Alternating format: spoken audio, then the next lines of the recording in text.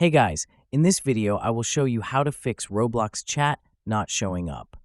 Alright, so let's begin with the video. I'll be showing you how to fix Roblox chat not showing up issues where the chat is missing in game. This can be done on PC and mobile. Start by leaving the game if you're in one. Select More from the side or the bottom on mobile. Open the settings, then go to Privacy or Privacy and Content Restrictions. Select Communication, then choose Experience Chat. Set Experience Chat to everyone and Direct Chat to everyone. Go back, then select Party from the communication options. Set Party to Friends and Group Party to Friends.